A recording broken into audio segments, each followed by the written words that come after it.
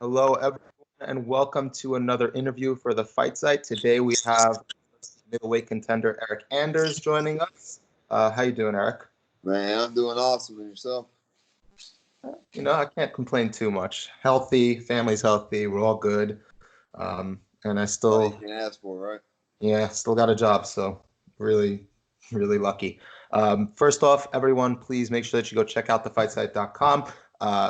Amazing articles, amazing content. We have a ton of interviews coming down the pipeline for you guys, so stay tuned. Make sure you check out the Fight Site on Patreon as well. You could support us directly. Uh, Eryk, I don't know how much time I have before, so we'll go right into it. You are currently right now training, I believe, to fight Krystof Jotko, correct? Yes, sir. Yes, sir. And that is not this weekend, that is next weekend, if I'm not mistaken. May 16th. Yep. So you're right now on a two-fight streak. You know, some really good wins under your belt right now. You had I would call that a war with Gerald Meerschaert. You had the knockout win prior to that over Vinicius Moreira, back up at light heavyweight, if I'm not mistaken. Right. What's your game plan coming into your fight with Yotko? You tend to fight, I would say, more of a pressure-based style. What kind of things you've been working on to use against Yotko? Man, I continuously and trying to evolve my game. So I try to get better everywhere. But whenever the referee says go, I can't help it. But I just forward is the only direction I know how to move for whatever reason. So I wouldn't expect anything different than my other fights, but to move forward, put the pressure on them, and land those power shots. It's interesting you say that. Would you attribute your forward moving style, I guess, and mentality to your time playing football? I don't know. I think it's just kind of who I am as a human being. I like the pressure. Pressure make a pipe bust, so it also makes diamonds. So I think if you're the one giving the pressure, it's a lot less exhausting. Um, it looks more appeasing to the judges. I think the guy who's moving forward, the girl who's moving forward, and it's just kind of just naturally how I fight. Um, Speaking of pressure, one thing I watched bunch of your fights actually, but specifically I was noticing in your fight with Mearshart is that, and this is a question I guess could apply probably to a lot of powerful fighters, and I think that anybody who watches you fight would say you hit pretty damn hard. Um, is it hard sometimes because you were jabbing a lot actually at first before you hurt him, and then when you hurt him, you also have a hair trigger on that left. But is it hard to kind of like to not fall into using only your power hand? Is it something you have to mentally remember to do in a Uh, fight? it, it's definitely something I've had to train. If you watch my fights previous to Mearshart, every punch I threw had 110% on it. And one, it's you can get tired doing that. Two, I think if you learn how to set up the power shots with peppering them up a little bit, it'll set up the power shots, which will lead it to more knockouts. So for Mearshart, um, I wanted to diversify my striking a little bit. I think I threw more kicks, moved a lot more than I have in previous fights, used my jab a whole lot more. So um, it did set up some power shots. So I think it's just like kind of trying to constantly evolve my game. So because man, you can't knock everybody. I didn't knock Mearshart out, and I was trying. So I need to be able to win that point game as well too. Uh, Absolutely. And one of the things that actually you brought it up, and I was going to ask you as well, were the round kicks that you were throwing a way of, was that a tool that you're working on to kind of corral him into your power shots? Because that's something we see a lot of pressure fighters use, round kicks and looping strikes, I would say. Um, Not really to like bait him into the power shots, but like I said, I don't win. I'm not. Guys who have high volume, I don't win decisions against those guys, and I think it's because of that. So it's something that I took from like the Machida and the Theodoro fight. Those guys just they didn't hurt me at all. They just touched me, peppered me up a little bit.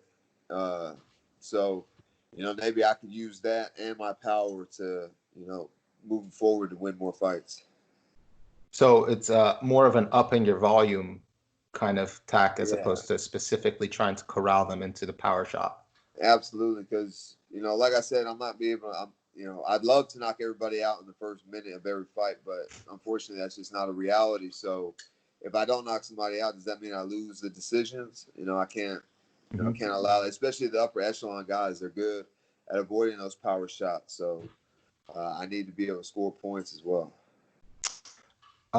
Is there anything you noticed in Yotko's game? Because he kind of also he would fall into, I would say, watching his fights, he kind of works with volume. He's not trying necessarily to score those finishes, and he will try and grind out guys and rack up that volume. So, is this something that you feel that your previous experiences with other volume-based fighters, you think that you really have a lot to work with to get this victory here? Yeah, he's absolutely going to try and I wouldn't say point fight because I think Hmm. he's more aggressive than the other guys. Right. Does he have a lot of finishes? No, but I think that he's gonna, he wrestles a lot as well. So it's not just like he's gonna stick and move and run away like some of the other guys that I fought before. He'll stick and move, but he'll also engage and wrestle. So I think that's what makes this fight a little bit different and more interesting than some of the other smaller, faster middleweights that I fought. Right. Um, is it your, I mean, you've kind of bounced a bit back and forth between heavyweight, light heavyweight and middleweight. Is it now like you're down at middleweight, this is where you're sticking around for a little while, or are you looking to still take fights at light heavyweight as well? Man, I get in where I fit in, man. Fight Island. That would be an awesome opportunity. If somebody gets hurt or whatever, to be able to step in at 205. Right. But I think for my career, I think the majority of fighters when they get into the UFC, the goal, or at least for myself, anyways, is to get the belt. And I think my the shortest avenue, I think, is light heavyweight because there's less light heavyweights on the roster than there are middleweights. And we've seen guys like Anthony Smith and Thiago Santos, 2 or 3 wins, and they're fighting for a title. However, I think for my skill set and where I'm at right now, middleweight is the place for me. Is it a tough cut for you though, middleweight?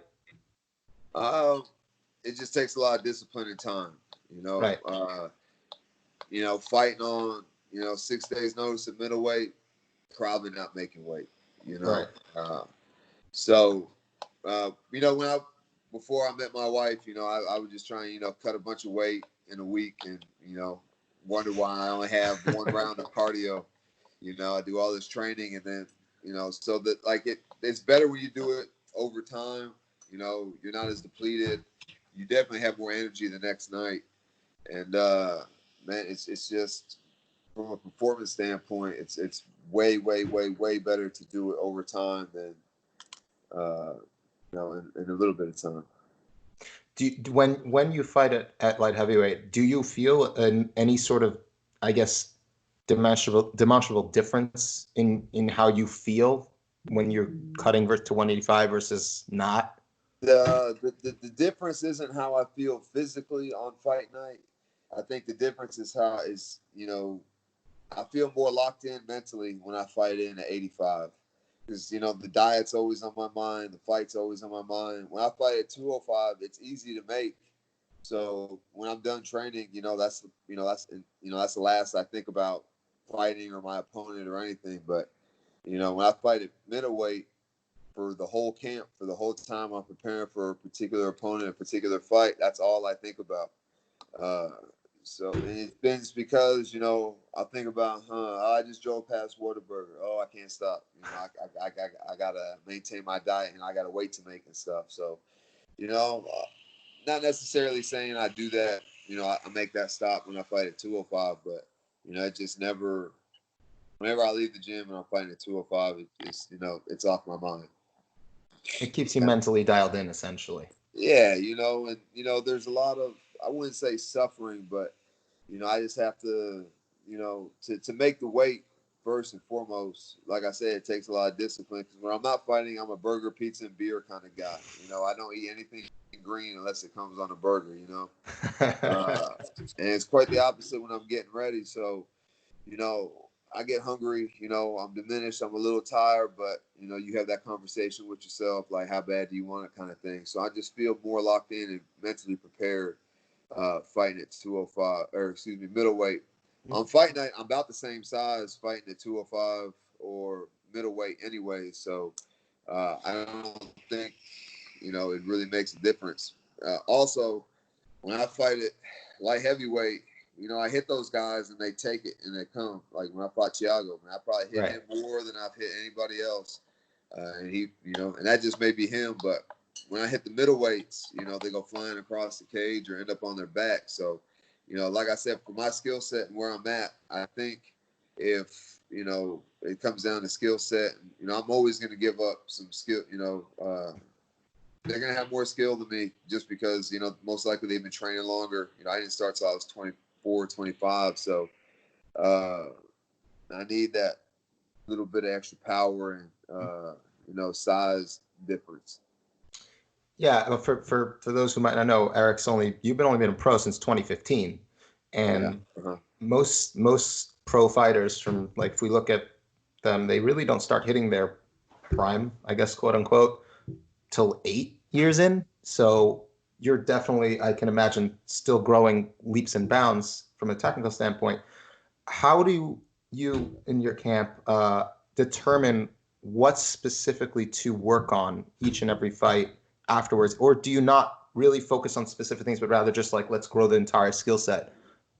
Yeah, you know, I like to grow the entire skill set, but at the same time, I need to focus on what my opponent does really, really well, and you know, train those things and make sure that I'm on point.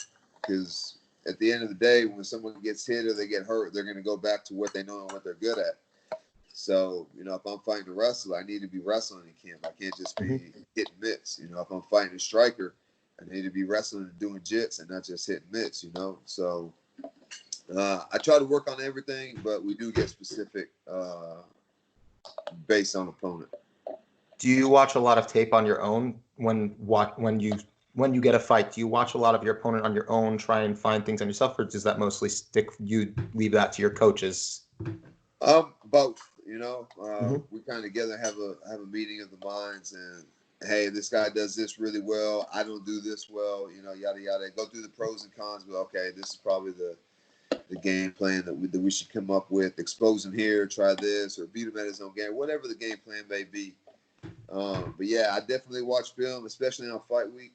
I have a lot more free time, so you know, and I'm super focused on fight week, so I can really kind of, you know, pay attention to everything. When you've been watching, so you watch a lot of fight week during fight week. Has there ever been a point or a fight where you look when you're watching that tape right before that fight and go, I noticed something. We might need to change something in the game plan that we were planning for this fight camp? Not that I can think of off the top of my head, you know.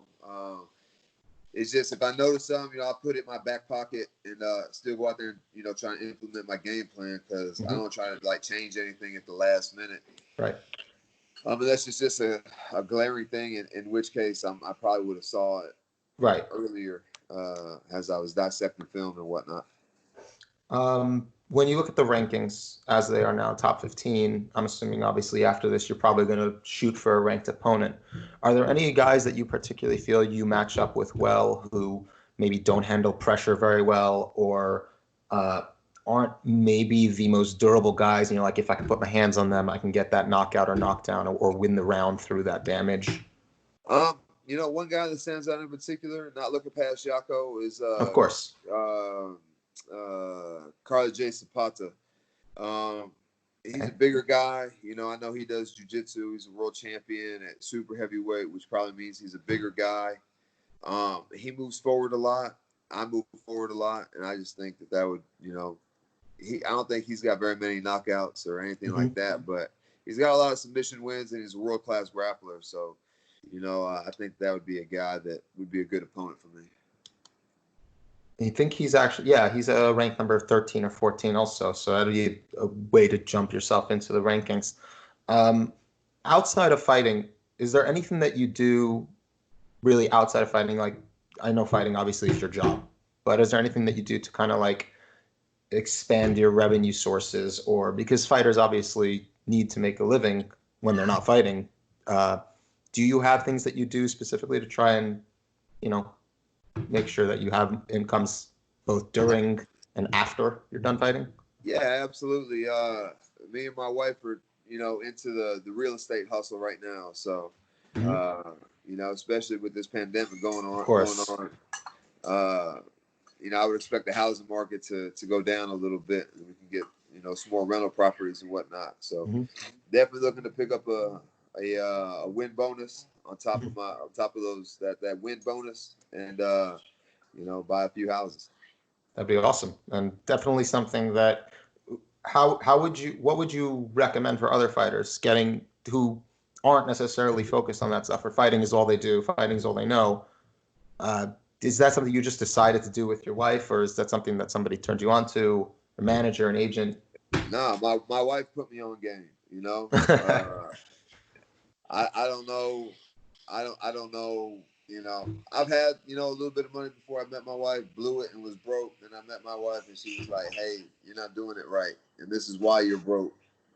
Do this, And so I think everybody's different. Everybody has their own passions and whatnot. And if you're not into it, I wouldn't recommend doing it because it takes work to because you have to fix stuff. You have to get people in the house. If they don't pay rent, you got to do all this other stuff. So, it can be a hassle at times, but, I'm going to have nothing but time whenever I retire or finish fighting. Right. So, it's just something to set up. And then once I retire, then, I can be more hands-on with it and whatnot. But, yeah, she also put me in the stock market game too. So,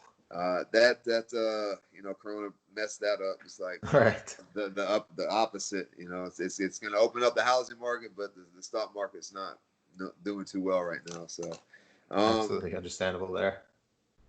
I also want to get into the promotion game at the end.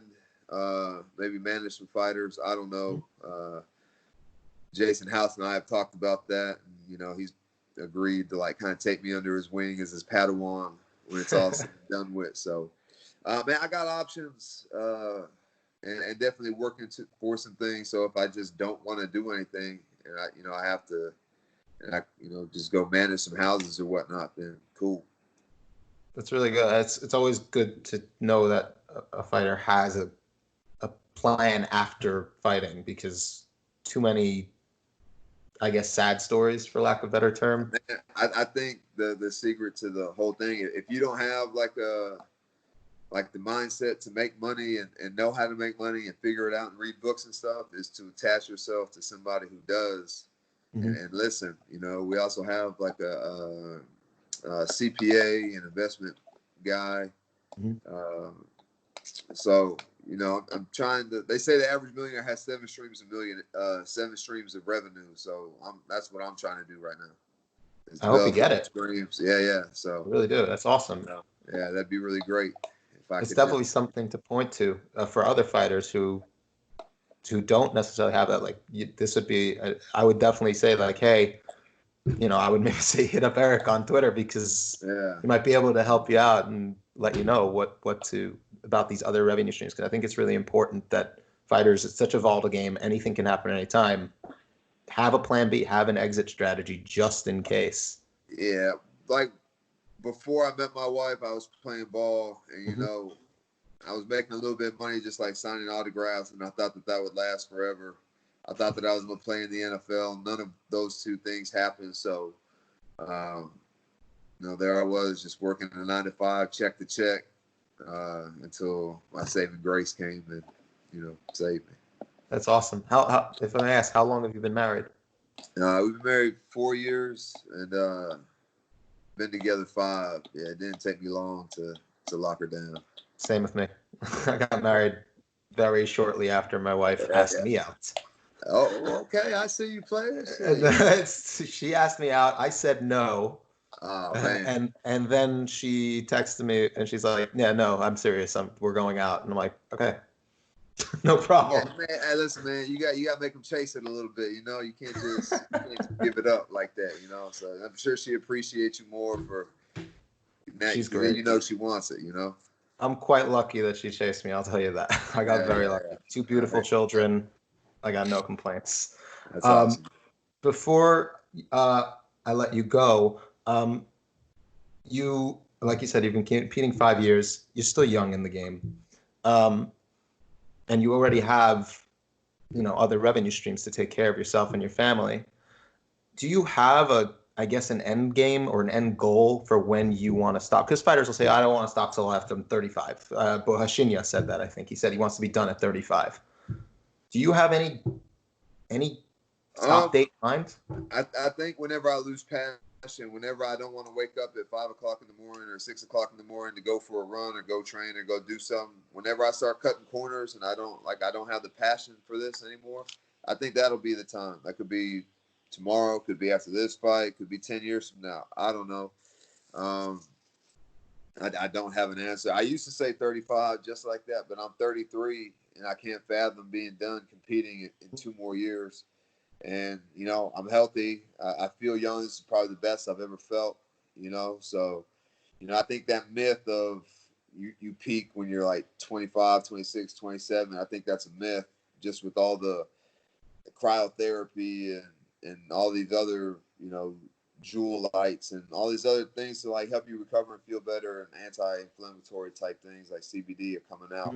I think it's extending athletic careers. And, man, I don't have an answer, Yeah. As long as you enjoy it, you can Yeah, keep yeah. going, As long, basically. I have a passion for this. I love it. I don't want to do anything else right now. So, you know, uh, I don't know. Maybe next year I don't feel the same. I don't know. But right now, I feel great and I want to keep doing it. So, I'm gonna keep doing it. Absolutely. I actually just remembered one question that I forgot to ask earlier pertaining to an issue. You're an athlete, but an actual athlete. You're not a guy you are an athlete who picked up MMA. You were, you know, you're what I would call a plus athlete. Um, a lot of times when we see plus athletes get involved in MMA, they can, not that they should or necessarily, not that you do, obviously, they can cut corners, I guess, because you could just do things people can't, regular people. How do you identify if you are doing that, and how do you avoid falling into that pitfall? I wouldn't say I'm like one of those upper echelon athletes. I'm not the guy that can just go play basketball and put down 30. I'm not the guy who can go play soccer and score points or I'm just not the guy that most people think that I am. I'm an athlete by trade, not by nature, if that Mm-hmm. makes sense. Like I yes, understand. like obviously my body has can do stuff, but the some other people can't. But I have to work really really hard to maintain you know like speed or power or whatever. I don't eat cheeseburgers all day and have a six pack. You probably wouldn't even recognize me in between fights. Uh, it's not like I'm in that 98th percentile, that Usain Bolt, that Michael Jordan echelon of athlete. No, I think Greg Hardy is, especially for a big guy, first round Mm-hmm. draft pick, Pro Bowler, UFC fighter. So for me, like everything that I have achieved athletically or actually in life, like I had to work and outwork people for. I didn't win a starting spot at Bama because I was a superior athlete. I was the smallest guy on the field. There were safeties bigger than me, on the field. I had to outwork everybody, outgrind everybody, and put in more work. And it's been that way since day one. That's really interesting because you are, for a big guy, you're very quick and you're obviously powerful. You and to hear from you that it's because you are obviously, every athlete that level does put in the work. I'm not saying guys like Yoel Romero don't put in the work. We know they do, but it's really interesting that like you are saying I'm not that, and I had to work extra hard to be able to even achieve that. And it's really interesting because you give off the impression of just natural athlete, and that's really cool that you were able to get to that point through strictly hard work, and that's really cool. Yeah, I would say on like natural, just like natural, wake up, we're gonna go test, Hmm. we're gonna go run a combine. I would say I'm probably a C plus, B minus athlete naturally. But and maybe not even that. I've been on the field at, you know, in Alabama, probably the worst athlete on the field, including the defensive lineman, Uh, but through hard work and doing the stuff that nobody else wants to do, or bitches and gripes and complain. I truly think that if you like go into a workout with a good attitude, like hell yeah, I want to do this, like you get more out of it than if you're just like, oh, okay, I gotta bench press 8 times. Okay, I did my set. I truly believe that your mindset, like you get more out of training. You know, if you have a good positive mindset, and that's your goal. My goal every day, showing up to the gym or to wherever, is to outwork everybody, because I think that's the way Hmm. you stay on top. That's how you get there, and that's how you stay there. And that it. I'm sure there's 1,000 different philosophies on that kind of stuff, but this is what's worked for me. Since I was knee high to a grasshopper, so I don't see any reason to abandon that mindset now. Well, Eryk, I mean, I really appreciate you stayed a little longer than you actually said that you would, and I really do appreciate that. Anything that you want to plug or shout out before you go? Yeah, man. Thank you to Infinite CBD, keeping things going, keeping me healthy. Rev Gear for the gear, and reliable septic. My good buddy Jason Reno here in Birmingham has got a septic company that is #1 in the state. So if you have any of those issues, give my man a call. Awesome. Thank you all so much for joining us. This has been another awesome Fight Site interview with Eryk Anders. You could follow him on Twitter at Eryk Anders with a Y, Eryk. That's right. He's fighting against Krystof Jotko, not this weekend, but next weekend. I think it's May 16th for the UFC. Make sure you check it out, support him, send him some love, and thank you all again. Make sure you check out the site and subscribe to the YouTube channel, and please support the Patreon if you're able to. Have a great day. Stay safe, everyone, and thank you again, Eryk. I really appreciate it. My pleasure. Anytime, brother.